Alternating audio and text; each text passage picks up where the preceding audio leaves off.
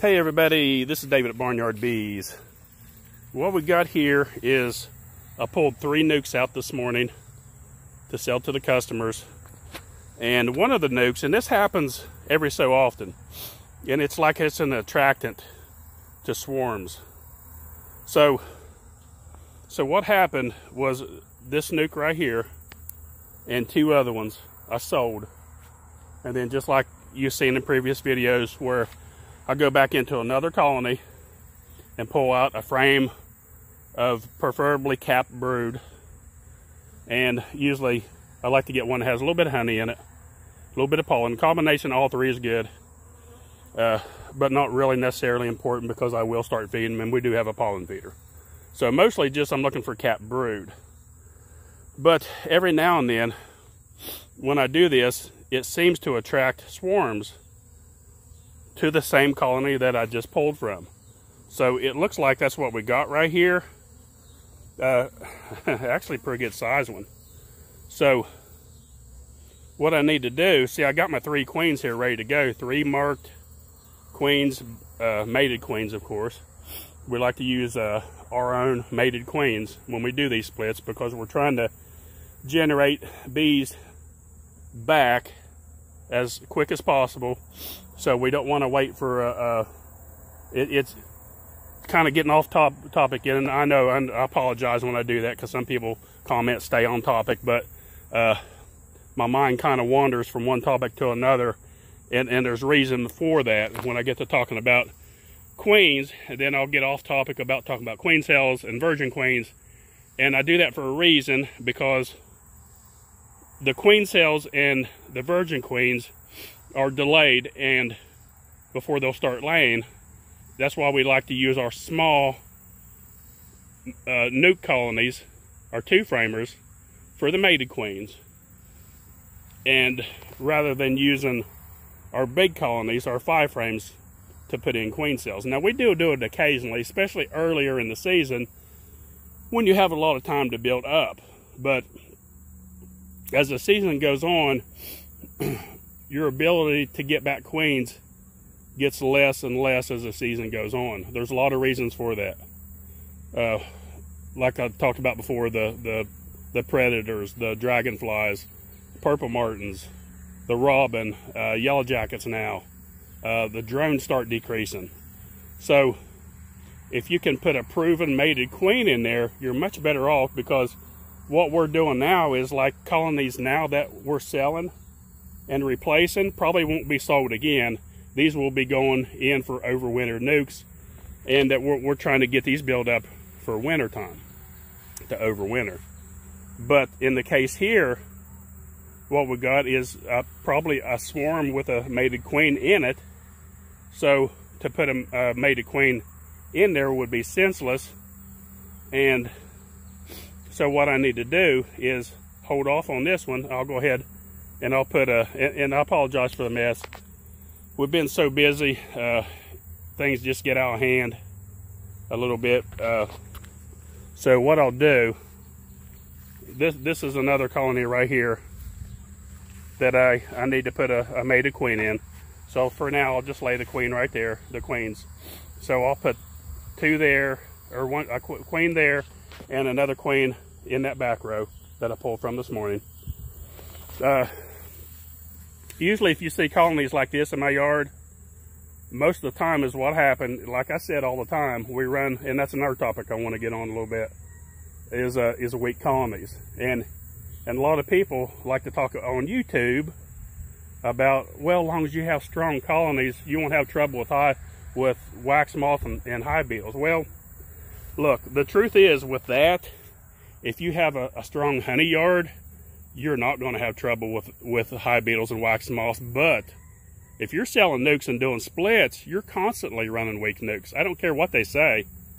It's the truth, and that's how it's done. You don't start a nuc off with a ton of bees in it.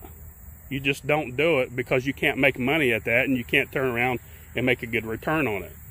So you'll start a nuc off with 1 or 2 frames of bees, which in return, you got a weak colony. So now early in the spring, when it's cold, it requires more bees to keep that brood warm. As the season goes on, you can use just one frame of bees, and that's what we do. This one right here, well, not counting the bees outside here because this come in from a swarm, we'll start off, like I said, with one frame of bees for the split. Now, yes, that makes it vulnerable, but that's how it goes with bee propagation. You're constantly fighting the elements, the hive beetles, the wax moths, the mites, and disease and stuff. So you can't run strong colonies all the time. People that says that all the time, oh, well, you just need to run strong colonies. Well, if I was running a honey yard, that would be easy, because it's easier to run strong colonies when you're running a honey yard.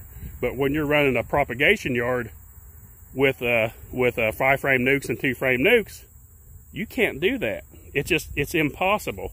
I mean, if you would start this off with 3 or 4 frames of bees, well, you about gotta. You just can't do that. You're not going to be able to make multiple splits that way.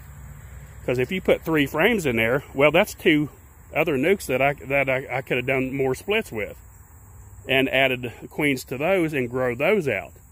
I've done this for a long time, and I know how it works. So, just kind of touching on that a little bit, because I hear a lot of that on YouTube about people talk about, well, if you run strong colonies. Well, it's not always your choice to do that, to run strong colonies. So what we got to do, and with us, if I was doing this full time, it would be much easier to manage the yards, but that's how you end up sometimes with colonies like this that end up taken over by hive beetles or wax moths. It just happens. There'll just be a few of them from time to time, and as the season goes on, it gets harder and harder, and your number just gets harder and harder as the season goes on. So, just touching on that a little bit so people would understand, because I hear that on YouTube a lot, and I just wanted to counter that a little bit and explain to people about that. Anyway, so what I'm going to do, I'll have to put this on pause because I don't have a camera holder, and I hear Goosey in the background putting her 2 cents in. So this looks like about a 3-pound swarm, 2.5, 3-pound swarm, probably 3 pounds. Yes, at least 3-pound swarm. So what I'm going to do, I'm going to drop this thing down on the ground, and then I'm going to shake it, and I'm going to let it march in, and I'll get right back to you. Okay, what I did, I just picked the box up and turn it around on the ground and just kind of give it a good little thump on the ground. It did make him a little bit angry. So what they're doing now, they're marching right in, and more than likely it's got at least a queen in there. And just like always, we'll start watching. I did take a couple stings there. Yeah, I got my beekeeping sandals on. But watch the march. See how they're going right in? They was confused about where to go in. They was hanging on the back side, so what I did, I just flipped it around, dropped it on the ground, and they're going right in now. And what I'll do, I won't queen this thing. I'll just wait a couple days and then go in and look and see, which I'm pretty sure that there's probably multiple queens here. I was hoping to see a couple balls of queens right here in the front, but I don't see any yet. Looking for like little balls. But we're just kind of watching the march right now, looking out for queens. And it might be good just to leave it sit here for a while, for an hour or so, and just let them climb in the box, because it may take all of them a while to get in there. There's a few bees left behind right here. Let's see if there's any queens in there. I don't see any.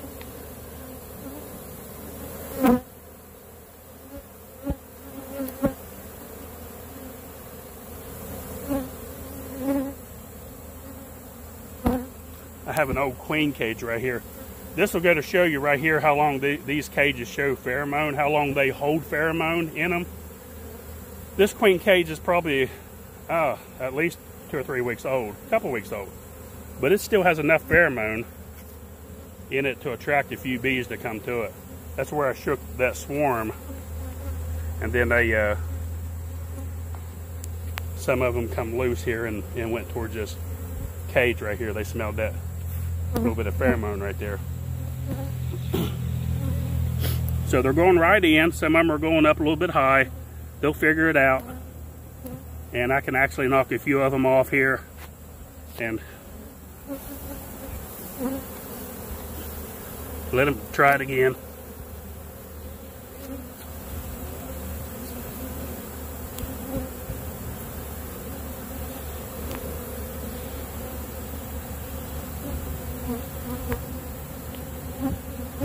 Sometimes they'll hit it better on the second run. They're confused, you know, they don't know where the entrance is. So some of them went straight in, some of them missed the mark and went up high. And sometimes you knock them down like that and just let them walk right in.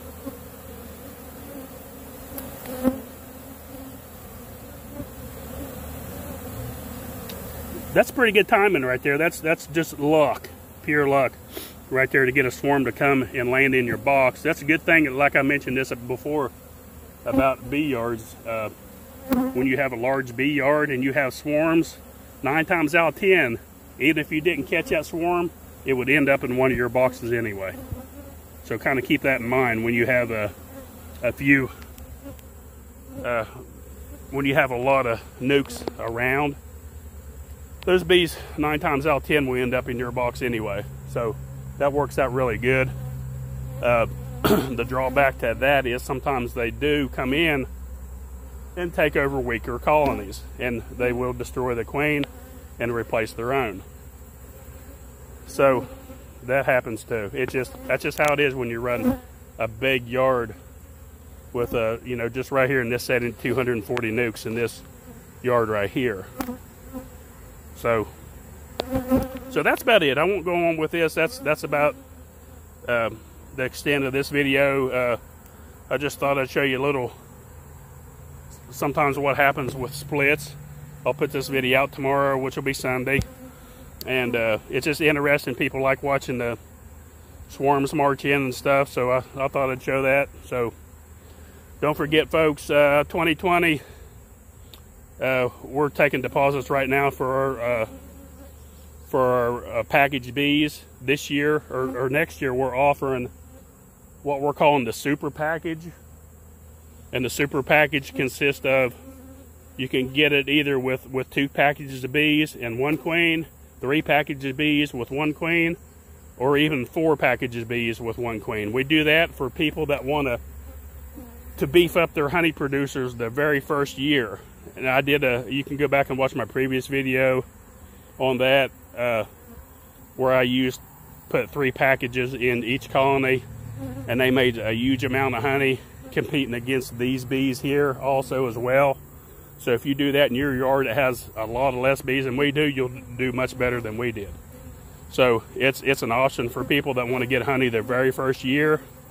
Go check it out on barnyardbees.com. We got the packages there that you can check out, the super packages. And don't forget about our new entrance reducer tool that we use now called the Guardian.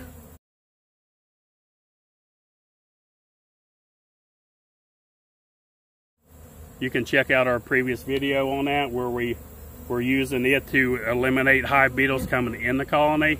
That works very good. We've sold a ton of these already. They're tearing down the door buying these things because they work that good. We've tested these for a while before we even start talking about them. I do that all the time. I don't even talk about anything until I use it and know that it works for ourselves before we even offer it to the public. So check that out, barnyardbees.com, the Guardian, our hive beetle, beetle barns. I know a lot of people are having beetle trouble this year. We are as well. There's a huge number of them. A lot of it has to do with the amount of rain that you get. And here's an example here. If now we're pretty bare underneath our colonies, but the more grass you have, the worse your hive beetles will be. So keep your grass mowed low and keep it bare underneath. That will eliminate a lot of your hive beetle problems. A hard surface underneath is better to keep those hive beetles from reproducing, because the eggs, when they pupate, they have to go into the ground and they hatch and they come back out. So if you have a hard surface, it keeps them, it kills them before they even get to the hatching back into an adult hive beetle. So just kind of keep that in mind. So that's about it. Don't forget, folks, if you haven't subscribed to our channel, please go ahead and subscribe to it, please, if you would. I go back and look at a lot of our viewers, like 80-some% of our viewers aren't even subscribers. So if you would go ahead and please and subscribe. That helps us out a lot better with search results and suggested videos. So don't forget, click on the little bell and like and subscribe. Thanks for watching. Barnyard Bees.